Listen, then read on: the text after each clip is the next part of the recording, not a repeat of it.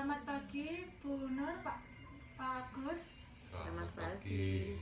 Di sini saya akan mengadakan penyuluhan gastritis yang biasa dikenal dengan penyakit MAH ya.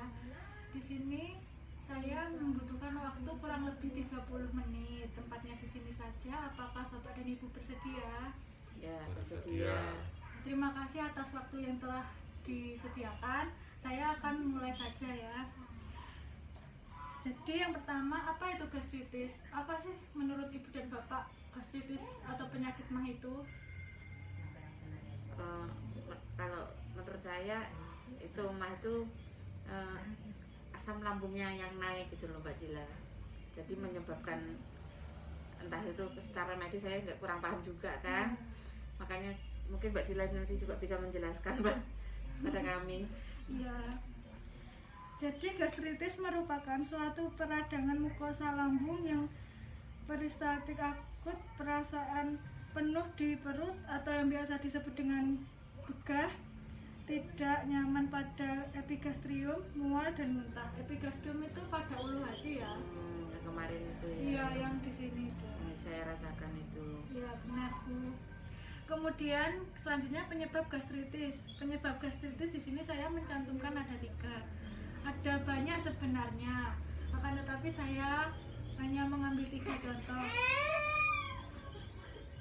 Yang pertama, kondisi stres atau tertekan. Selanjutnya, pola makan yang tidak baik. Kemudian, mengkonsumsi obat-obatan dalam dosis yang tinggi. Misalnya di sini seperti aspirin dan antalgin. Selanjutnya, tanda dan gejala. Yang pertama, mual dan muntah. Yang kedua, kembung. Ketiga, nyeri seperti terbakar pada perut bagian atas, pada bagian ulu hati. Kemudian nafsu makan menurun secara drastis. Kemudian sering bersendawa, terutama bila dalam keadaan lapar. Selanjutnya, terkadang disertai sakit kepala. Kemudian yang terakhir, bila gastritis sudah parah, maka akan terjadi luka pada lambung sehingga menyebabkan perdarahan. Gejala yang timbul saat lambung sudah terdapat luka adalah muntah darah atau terdapat darah pada feses.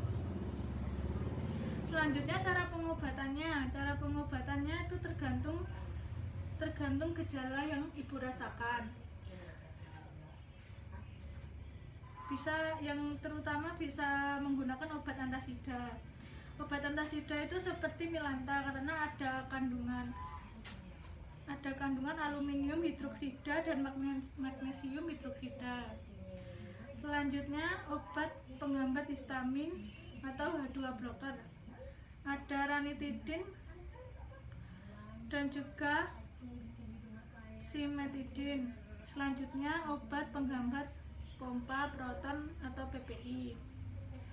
Obatnya seperti omeprazol, lansoprazol, someprazol.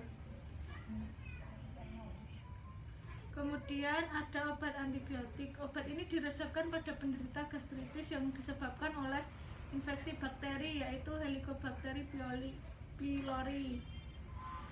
Contoh obat antibiotiknya seperti amoxicillin, seperti yang dijumpai pada umumnya. Selanjutnya ada obat anti diare, diberikan kepada penderita gastritis dengan keluhan diare. Contoh obat anti diare yang dapat diberikan kepada penderita gastritis adalah bismut subsalisilat. Seperti contohnya skantoma itu mengandung bismut subsalisilat. Kemudian cara pencegahan yang bisa dilakukan adalah yang pertama, menjaga pola makan secara baik dan teratur. Hindari menunda waktu makan karena akan mengakibatkan produksi asam lambung meningkat. Yang kedua, makan makanan yang bersih, sehat, dan bergizi. Hindari makanan yang merangsang kerja lambung, contohnya makanan pedas, asam, dan kopi. Yang ketiga, hindari stres yang berlebihan. Anda dapat mengalihkan rasa stres dengan berolahraga yang baik bagi tubuh. Keempat, tidak merokok. Kelima, tidak mengkonsumsi alkohol. Yang keenam, menghindari penggunaan obat-obatan, terutama yang mengiritasi lambung, misalnya aspirin. Jadi dari sini ada yang perlu ditanyakan atau perlu diklarifikasi? Sebenarnya sih enggak sih Mbak Dila. Gejalanya memang seperti itu ya. Saya kan memang pola makan saya kan memang tidak teratur, jadinya ya itu ya yang menyebabkan saya asam lambung saya naik gitu. Apa ibu lupa makan gara-gara kerja apa bagaimana, apa Iya. tidak ada yang mengingatkan atau gimana? Saya kan nggak mesti berangkatnya gitu toh Mbak, jadi ya terkadang pagi habis ngurus anak-anak gitu ya sudah berangkat aja. Kadang makan pun nggak teratur, saya sarapan itu saya memang sering melewatkan sarapan, jadi kadang sarapan sudah siang ya sesempatnya. Terkadang kan jadi memang dari pola makan saya yang tidak teratur itu berarti saya asam lambung saya yang memicu naik itu. Untuk keluarga Ibu Nur ada yang ditanyakan Pak atau diklarifikasi? Enggak, saya kira sudah Jelas. jelas. Jadi kalau tidak ada pertanyaan, saya yang akan menanyakan. Bagaimanakah cara pencegahan penyakit mah tadi? Apakah sudah memahami atau belum? Insya Allah sih sudah sih Mbak Dila, kan ya seperti saya menghindari stres juga, terus mengatur pola makan juga, terus mengurangi itu makan masak apa itu asam pedas minyak gitu juga kan saya harusnya menghindari memangan seperti itu. Ya, terima kasih atas waktu yang telah diberikan.